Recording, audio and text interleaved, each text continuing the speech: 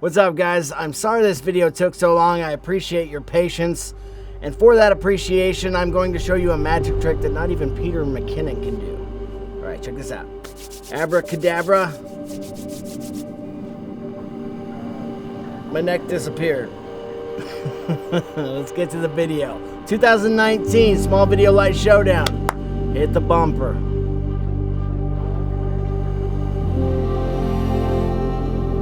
Portability is important in an industry such as indie filmmaking because you acquire so much stuff that it's nice if you can condense it and pack it down in a small size. As technology has gotten better, things have gotten smaller. Even in cameras, things went from big giant film cameras on set to smaller DSLRs to mirrorless cameras, and lighting's no different.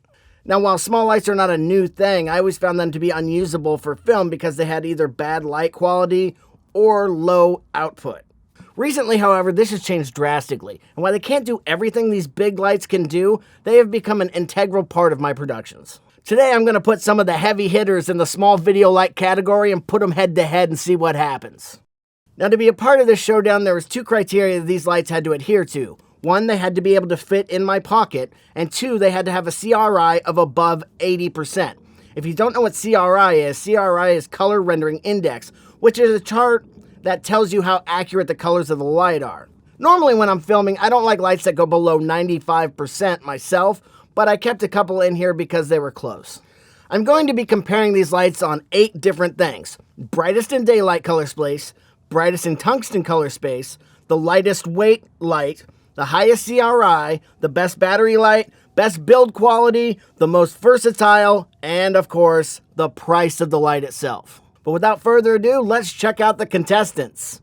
First light up is the first light that made me really start thinking about small lights and accent lighting, and that is the Aputure M9. And the Aputure M9 is the OG of these small lights. It's a daylight only light with a plastic but sturdy build.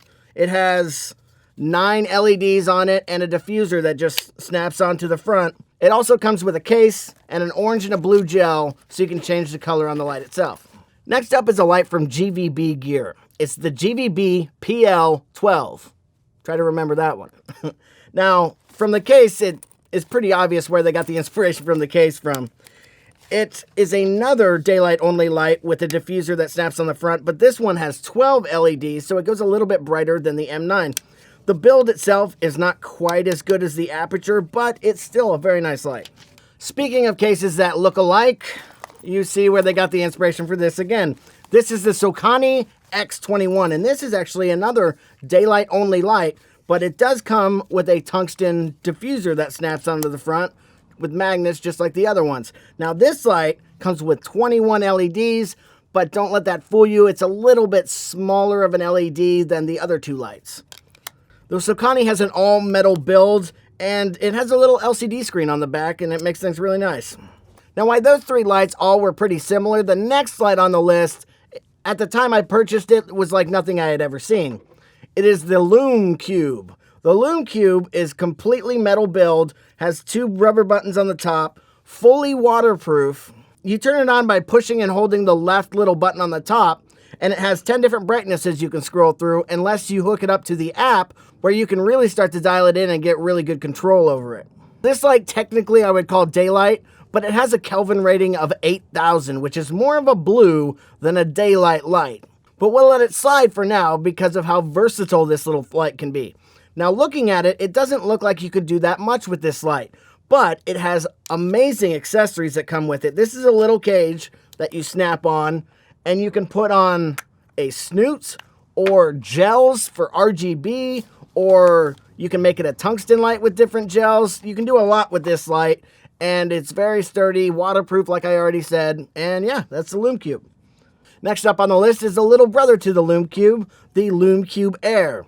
Lume Cube Air is a smaller light, but with updated features. It only has 1 button on the top, making it easier. It also can be controlled with the app, and one of the things I really like is it has a giant magnet on the back, so you can mount it anywhere that has a metal surface. Just like its big brother, it's waterproof and pretty shock resistant too. It comes with these little rubber diffusers, so you don't have to buy separate diffusers. You can pretty much stick this little light anywhere. It's amazing how bright you can get the Lume Cube and the Lume Cube Air because they're more of a spotlight than a floodlight like most of the other lights on this list. The next light on this list piqued my interest so much that it actually delayed this video. This video was supposed to come out about 4 or 5 days ago, but I saw an episode of Gerald Undone and he was talking about this light and I had to include it in this review because it was so amazing. That is the Boling P1 bicolor RGB little light.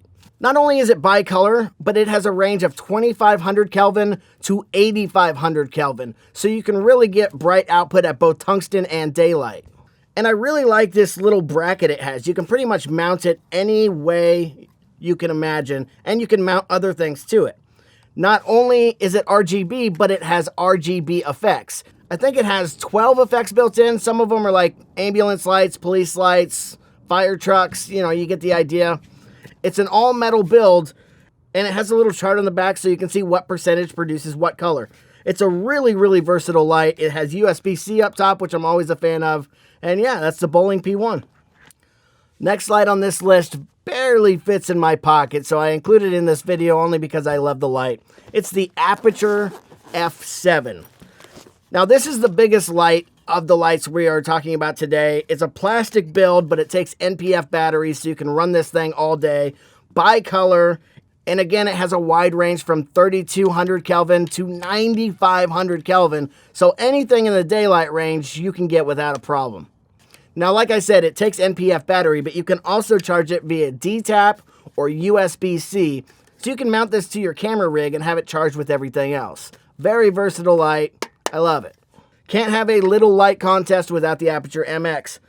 I don't quite like how it mounts on the diffuser. It uses magnets like everything else, but they're pushed out a little bit from the light, so it's easy to knock them off. And because of that, they send you an extra diffuser with the kit, so that's kind of nice. But it's a bicolor light. It's a tank of a little light. It has a booster button in case you just need a little bit more for 60 seconds. You can actually get more output out of the light. The build quality is ridiculous. It's basically one giant aluminum heatsink, so it's all metal, and it charges with USB-C, and I love that. And the final competitor today is the newest light I've had, the Aputure MW. And you know what that W stands for? Waterproof.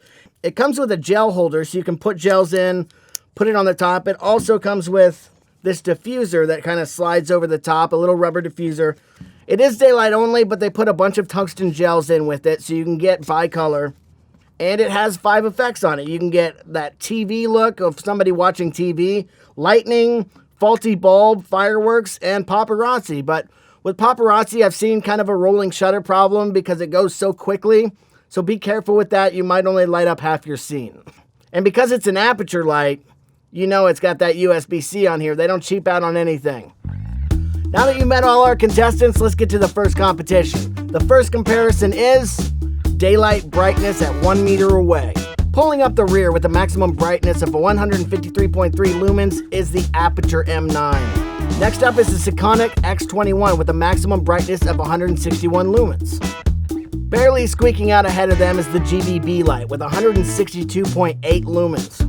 Then there is a big jump to the Aputure MX, which has 222 lumens at max, and the Boling P1 at 236 lumens. Then comes the Lume Cube Air with 280 lumens, and the Aputure MW with an impressive 421 lumens. In second place, with a max daylight of 985 lumens, is the Lume Cube, which means the brightest daylight light is the Aputure F7 with an astounding 1,280 lumens at 1 meter away.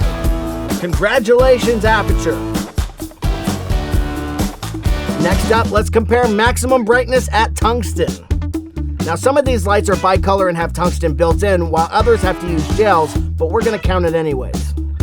Now, while the Lume Cube does have a tungsten gel for sale for it, I don't own it, so it gets last place. Then comes the Lume Cube Air with the rubber gel that goes over the front of it, and it takes most of the light away and you only get 40.5 lumens. Next is the Aputure M9 with its gel insert at 71 lumens. And then the GVB with the same kind of gel insert at 98.1 lumens. The Sekonic has a magnetic tungsten diffuser and comes in at 105.1 lumens. The MW comes next with its tungsten gel at 119.9 lumen. Finally, we get to the big boys, the bicolor lights. The first bicolor light on our list is the Aputure MX with a maximum tungsten output of 190 lumens. The first runner-up with a maximum tungsten brightness of 202 lumens is the Boling P1, which means, no surprise here, the Aputure F7 wins again with an impressive 679 lumens in tungsten.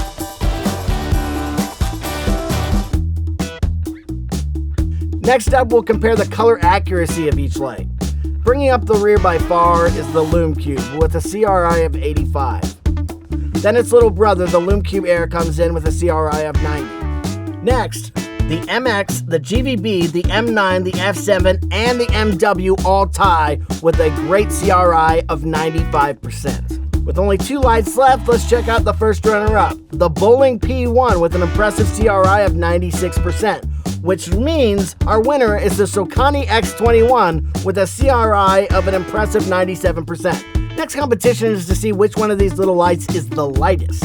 First up, the Aputure F7 by itself only weighs 260 grams, which would put it in 7th place, but because you have to put an external battery on it, it gets to 551 grams, so we're going to put that in last place. Second heaviest is the Aputure MW at 283 grams, which makes sense given its all-metal frame. Speaking of all-metal frame, the next heaviest is the Aputure MX at 273 grams. Then another all-metal light, the Boling P1, comes in at 263 grams. Then the Lume Cube at 105 grams, or if you put the cage on, 137 grams. Then the all-metal Sokani X-21 at 99 grams. Next up is the GVB light at 79 grams. First runner-up is the Aputure M9, which comes in at a minuscule 64 grams, which makes the winner the Lume Cube Air at 59 grams, which is crazy. That's only about 2/3 of the weight of a deck of cards. Now let's see what's powering these little puppies. Next up is battery life. Now, full disclosure, I'm not the one who did the testing on this because I didn't want to sit around while this video was already coming out late and test all these batteries, but I did a lot of research and I think my list is pretty accurate. Pulling up the rear is the Lume Cube Air and the Lume Cube, which makes sense because you can't fit much of a battery in those tiny little shells. Then comes the Aputure MX and the Aputure MW, which is probably due to the booster on those lights. Then comes the Boling P1, which impressed me because of its versatility and how bright it was that it was so high on the list. And to round out the top 4 is the Sokani X-21 and the GVB. First runner-up is the Aputure M9. It's crazy how long you can get those things to stay lit, which makes the winner, unfairly I might add, the Aputure F7 because of all the different ways you can charge the light and the MPF batteries that you can just take off and put another one on. You can make this thing last for weeks. Alright, so let's check out build quality on the next one. Again, this is obviously going to be my personal opinion as there's no way to really quantify which one is built the best. The worst in this category, by a good amount, is the GVB light. Great little light, it just seems like it might fall apart at any moment. It hasn't, but it seems that way. Then comes the Aputure M9 because of its all-plastic build. Even though it's built pretty sturdy, it's still plastic. Up next is the Sekonic X-21, which is an all-metal build, which tells you how sturdy most of these lights are that it's so low on the list. The Aputure F7 is up next, and these things, while they're made out of plastic, they're just so well built that I had to put it above the Sokani. The Lume Cube and the Lume Cube Air come up next because they're so small. That's my main reasoning there. Then comes the Boling P1. It's made out of all metal, and I think it was a very good design the way they made it. Next up is the Aputure MX, which just feels like a tank when you hold it in your hand. The only reason it's not ranked ahead of the Aputure MW is because the Aputure MW also feels like a tank, and you can dunk it underwater. That's pretty awesome. Next up, let's take a look at versatility. Now, last on the list is the Aputure M9. It only does one thing, it just happens to do it very well. Then comes the GVB light, which also only does one thing, but it does it brighter, so it gets a bump above the M9. Then comes the Sokani, which also only does one thing, but because it has that little screen on the back, you can really dial in the brightness exactly where you want it. Not to mention the bicolor diffusers it comes with. The Aputure MX comes in next on the versatility list as it's a bicolor light. It does one more thing than the other ones. Then comes the Aputure F7, which is also a bicolor light, it just has a better range than the MX does. Next up is the Lume Cube Air. Because of all the mounting options it has the extra diffuser so you can actually get bicolor out of it, and the fact that it goes underwater is pretty awesome. Next up is its big brother, the Lume Cube. You have so many accessories you can buy for this light that it's insane, and again, it's waterproof.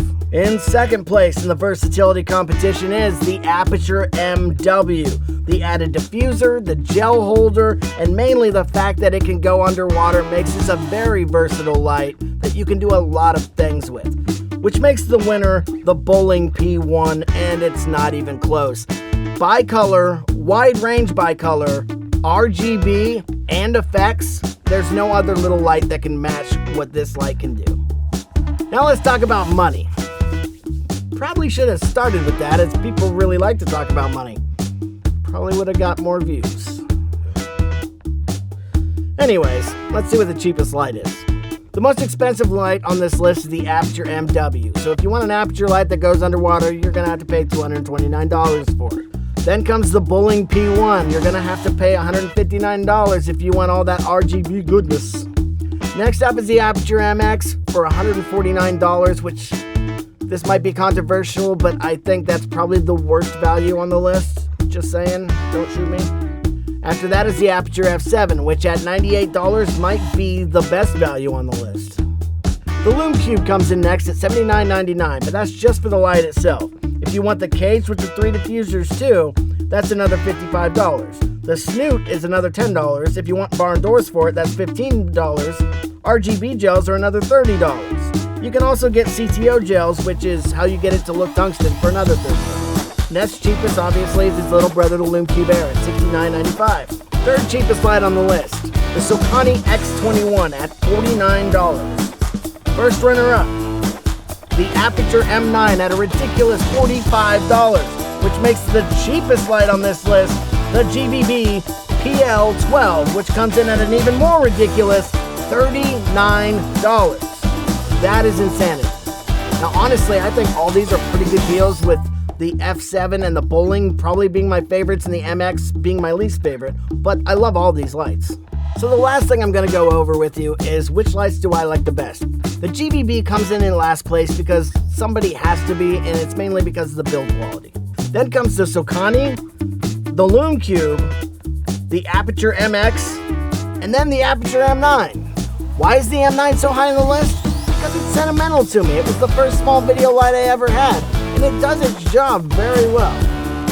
Next up is the Lume Cube Air, and then the monster Aputure F7, which leaves 2 lights left. I love both lights, but in second place is the Aputure MW, which leaves, out of nowhere, the little light that could, the Boling P1, as my favorite lights on this list. I think it's obvious why. It's an amazing light. Well, there you go. The 2019 Small Video Light Showdown is a wrap. If you like any of the lights we discussed today, there's links in the description. If you have questions on any of them, go ahead and hit me up in the comments. If you like this video, you can hit that like button over there. If you like what I do here overall, you can hit the subscribe button or that annoying little bell, as long as you remember, this isn't a competition. Let's all rise in this business together. See you next time.